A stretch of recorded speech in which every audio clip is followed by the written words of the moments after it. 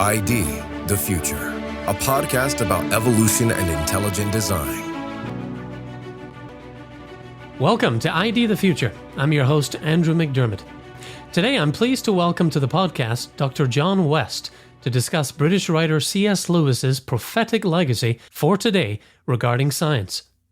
Dr. West is Vice President and a Senior Fellow at the Discovery Institute, where he serves as Managing Director of the Institute's Center for Science and Culture. His current research examines the impact of science and scientism on public policy and culture. Dr. West has written or edited 12 books, including most recently the expanded edition of Darwin Day in America, How Our Politics and Culture Have Been Dehumanized in the Name of Science, The Magician's Twin, C.S. Lewis on Science, Scientism and Society, and Walt Disney and Live Action. Dr. West has also directed and written several documentaries, including 2 on C.S. Lewis, The Magician's Twin, C.S. Lewis and the Case Against Scientism, and The Magician's Twin, C.S. Lewis and Intelligent Design. Dr. West, welcome to ID the Future. Andrew, great to join you. Well, November 22nd is an important date in world history and in the history of C.S. Lewis. What happened on that date? It is indeed. In Dallas, Texas, John F. Kennedy was assassinated. In Los Angeles, in his home, dying of cancer, Aldous Huxley, the grandson of Darwin's bulldog Thomas Henry Huxley, and an author in his own right of one of the great dystopian novels of the 20th century, Brave New World, died. And then in his home outside Oxford, C.S. Lewis died after a long illness. And in fact, this year is the 60th anniversary of those deaths, and those are 3 towering figures of the 20th century. And I'd say at least some of them, especially Lewis, are still towering figures in the 21st century.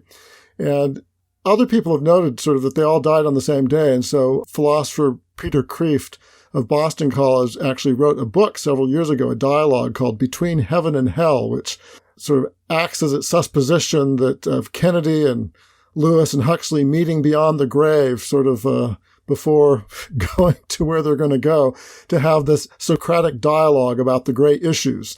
And so I do think it's notable that they all died on that day. And it's notable that, at that time, say someone like President Kennedy or even Aldous Huxley probably were considered the greater figures. But if you talk today about the sheer number of people, the tens of millions of people who have been influenced by Lewis and who are still influenced by Lewis, I think you could argue that Lewis is one of the 3 that maintains his importance for us today in the 21st century. Yeah. And, Lewis is probably best well known for his children's stories and works of theology like Mere Christianity, but you focused on a different area, Lewis's view of science and what might be called scientism. What is scientism for those who are new to that word, and how does it figure into Lewis's writings? Yeah.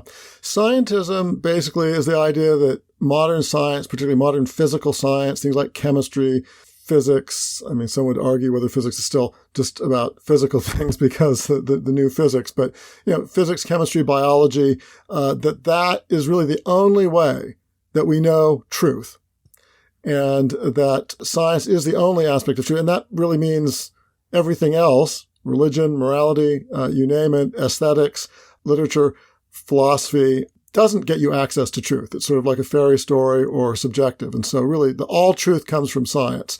I'd actually say that there's a corollary to that. If all truth comes from science, then you have a question, which maybe we'll discuss a little later. Well, who has the right to rule society? But in any case, Lewis occasionally used the word scientism, but didn't use that term a huge amount. But since his time, certainly since the 1960s and 70s, it's become really prominent to talk about this idea of the overwhelming claim that science can explain everything.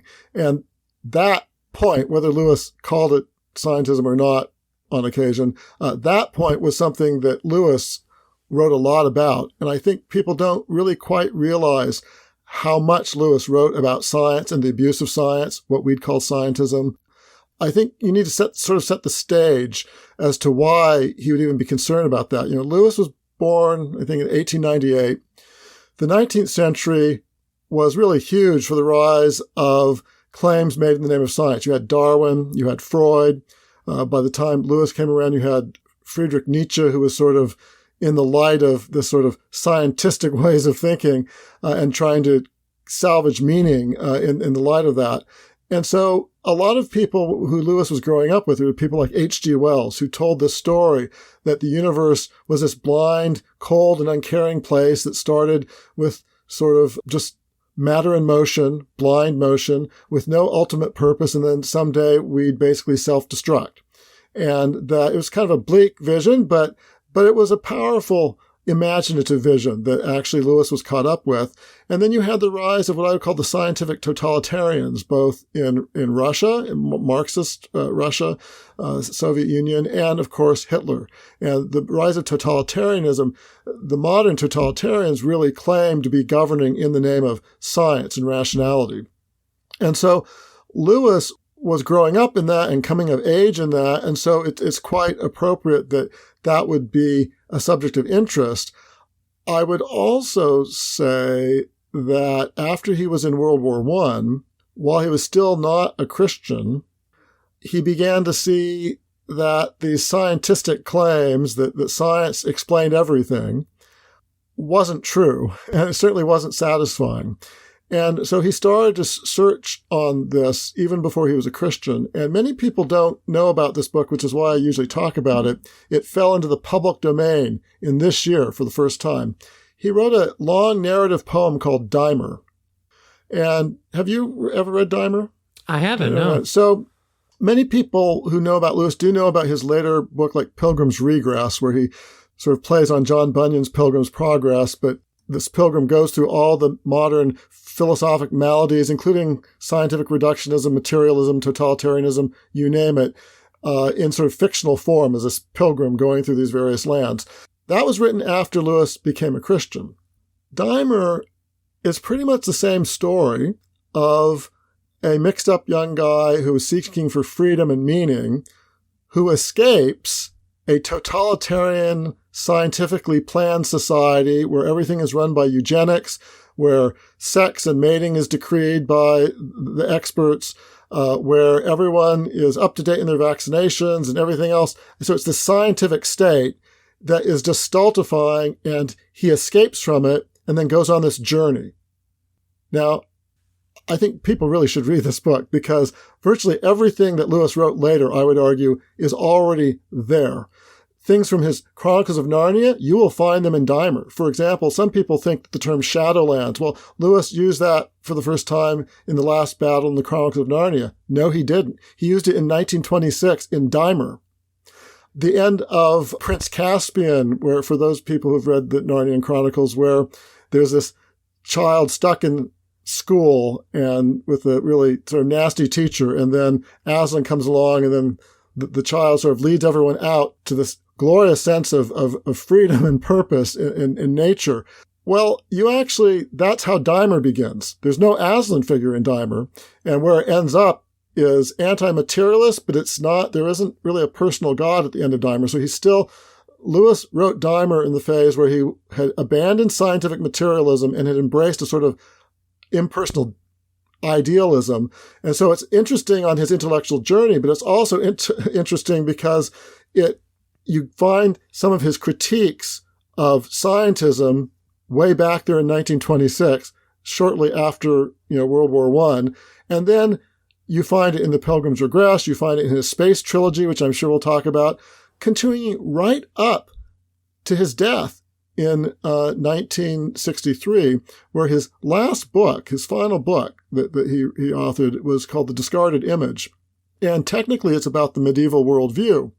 What does that have to do with science, certainly modern science? Well, if you read the ending part of it, the ending section of it, he has a really brilliant description of the nature of scientific revolutions, how Darwinism came to rise.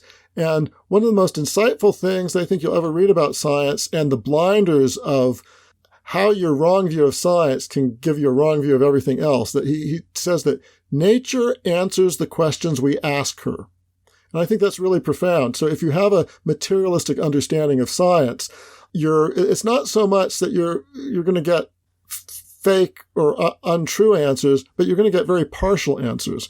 And that's going to be dictated by the questions you ask. And we can unpack that. But anyway, I've gone on speaking too much. But my main point is that Lewis wasn't just interested in Christian theology. He wasn't just interested in his academic writings about the Middle Ages. He was very profoundly interested in the impact of science and the abuse of science on our culture. And that was from his time as a young man to the time of his death. Very interesting, yeah. I'll have to read his last book because I didn't know it contained part of his views on science.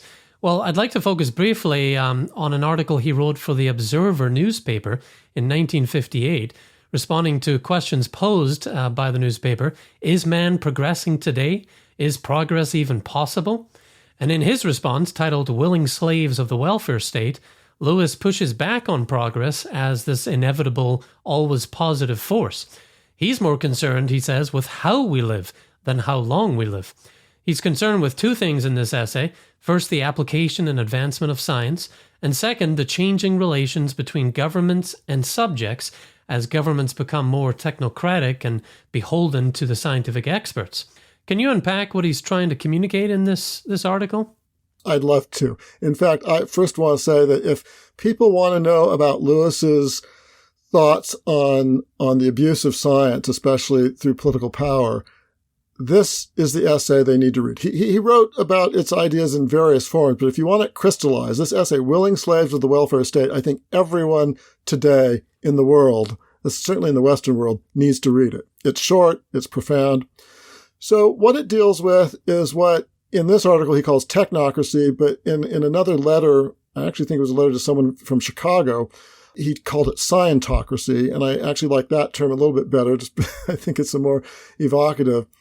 And Scientocracy is the natural result of scientism. Again, if you think that modern science is the only way you have truth about the world, therefore scientists have a monopoly on truth, well, therefore, who should have the right to rule? Who should be appointed to rule you? Well, it should be the scientist. So government by people in the name of science. And Lewis thought that leads to tyranny. And he pointed out that, in past ages, well, we could talk about this a little bit later, but basically, if you give power to any group of people, but in our age, those who claim to speak for science and who think that they are the only ones who have a monopoly on the truth, that's a recipe for tyranny. And his critique is multifaceted. One part of the critique is, well, obviously this leads to corruption, and we can unpack that. But the really profound thing is, even if it doesn't lead to corruption or abuse of power, public policy, decisions about what's good for society, are inherently about reconciling competing goods. There's not just one good thing that you need for society. You have a multiplicity of good things. And so politics, I'm speaking as a former political science professor, recovering political science professor, even though it's been years since I've been one. Politics is about negotiating, compromising, prioritizing what good you can have, and then that also means saying no to, well, then maybe you can't do something else, and you have to set up priorities of which is more important, and how do you reconcile these competing demands. The way Lewis put it is, what things are worth having at what price? Well, his point on this, no matter, let's say you have the perfect scientist who's not corrupt, who may know really what they're talking about what they're talking about. Well, they don't have a monopoly on reconciling competing goods, because public policy isn't just about one good. It's not just about, say, saving the environment. That's a good example. A scientist might be able to tell you, well, what you need to do to save the environment or to reduce pollution. Well, but what if your policy to reduce pollution, or to end global warming for that matter, ends up in the deaths of 1 million people because they can't have heating fuel? Why is it that the scientist gets to decide that? In other words, there's another goal. There are competing goals: saving the environment, but also making sure that people can live in their houses and the poor can heat themselves, they don't die from that, or that they have enough food and things. So there are all these competing goods. What gives a scientist the right to determine which of those 3 or 4 or 5 or 10 goals are most important? And that was Lewis's point. Scientists, even if they help you tell you about the mechanics of a particular science, of, say, what you need to do to end global warming, that doesn't answer the question of how costly it's going to be. What cost are we willing to have imposed on us? What other things or freedoms are we willing to give up?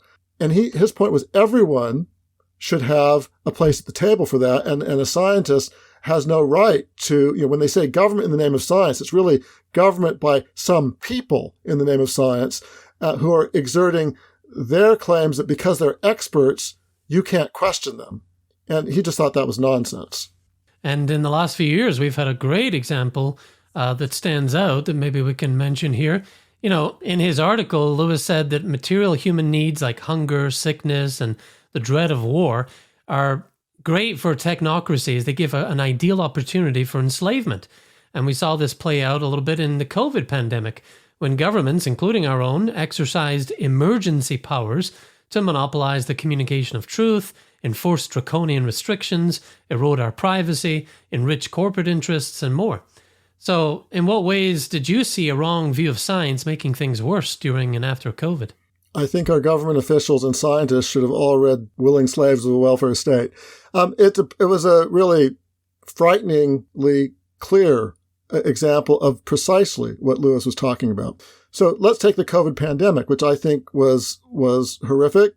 Millions died across the world, and it was a serious public health emergency. No question about that. Having said that, we had the simplistic view that if you were a scientific expert, that meant we should simply defer to you on whether it be lockdowns or ending schools or cutting down people's free speech and freedom of worship concerns. And this is precisely what Lewis was talking about, that you have competing goals. Yes, one of the goals was to end the pandemic, as quickly as you can. And what do you need to do that? Whether it be vaccines or lockdowns or whatever. Okay, so that's one question. But even if you assume that the scientists or the people claiming to speak for science know what they're talking about, which is a big assumption, but let's assume that for the sake of argument. Why do they get to determine? So you engage in a lockdown. Say you lock everyone down. I mean, the United States had mild lockdowns compared to part of Europe and part of Asia. Well, so who is to say that the deaths that may have been prevented from that were less important than the deaths to people's livelihoods, to the increased depression, increased untreated cancers? I mean, there are a lot of other things going on there. Or if you're shutting down schools, we're now finding out, the examples of just how far back some of our students are now because they didn't have in-person schooling. Well, where does, say, Anthony Fauci get off being the one person to determine that? In other words, there are these competing goods: freedom of speech, freedom of worship. What does Fauci have to say, or Francis Collins for that matter, to be able to say that, this one goal cancels out everything else? That is a goal in a free society for everyone to be part of that conversation. So the COVID pandemic and the policies that were adopted unthinkingly during that is a really frightening but true example of what Lewis is talking about. But let me go one step further. I've just been assuming that the scientists know what they're talking about. The other problem here that Lewis doesn't bring out as much in that essay, but he certainly does in some of the other things he wrote, is that if you have a group of people who claim to be speaking for science with a capital S, that breeds a type of closed-mindedness and intolerance, particularly towards, if you're not a scientist, if you're not Anthony Fauci, or if I'm Francis Collins, if you're not me, you're not the head of the NIH, you're stupid, and you don't have a right to say anything, and I don't have to listen to you. That breeds really pseudoscientific things. So, I think the other thing that we found out with COVID, without getting into too much detail, is there are a lot of questions of whether the lockdowns even worked. Or whether some of the policies that they did actually did much of anything. There's lots of debates about masking, for example. And you don't need to take one side or another to realize now, in retrospect, that certain dogmatic claims made, when you appoint people and say, thus says science, and that just a few people can speak for science, and you can't debate what they're saying, even other scientists aren't allowed to debate what they're saying, then that's another recipe for really totalitarian type of actions. Yeah, and Fauci was getting so comfortable with the idea of him speaking for science that he was even quoted as saying something like, I am science. If you disregard this, you disregard science, my words. So he was really equating himself with thus says the science. Yeah, he went on TV. He went on TV where he said that. He said, if you're criticizing me, these attacks are actually criticism on science, sort of with a capital S. Yeah. Well, in this essay, Willing Slaves of the Welfare State, Lewis writes that the more completely we are planned, the more powerful they will be. So what did he mean by that? Can you unpack that? Yeah, I think it's just pretty basic, is that if you live in a planned society, planned scientifically, someone has to be the planner. So the more you lived in a planned society, the more things are planned, the more someone has to plan you, and the less freedom you're going to have. And that's just, and so in one sense, it could be comforting, I guess, if you want everything taken care of, but then that means your choices get less and less. And if there's any case that you disagree with, you'll suddenly find out, well, you don't have the right to disagree anymore. Yeah. And I've also been researching a little bit on utopias, and you get this kind of plays into it. One person's utopia is another person's dystopia, and who gets to decide which is which? That was Dr. John West discussing C.S. Lewis's views on science and scientism as we mark the 60th anniversary of Lewis's death. But the conversation isn't over. In part 2 of this discussion, Dr. West explains how scientism harms scientific progress. He also reveals how Lewis refutes the idea of scientific materialism, how scientism leads to moral relativism, and how we can bring science back into alignment with older, deeper human truths. Don't miss the conclusion to my interview with Dr. John West, illuminating C.S. Lewis's prophetic legacy about science and scientism. Get show notes and more episodes at idthefuture.com. Until next time, I'm Andrew McDiarmid for ID the Future. Thanks for listening. Visit us at idthefuture.com and intelligentdesign.org. This program is copyright Discovery Institute and recorded by its Center for Science and Culture.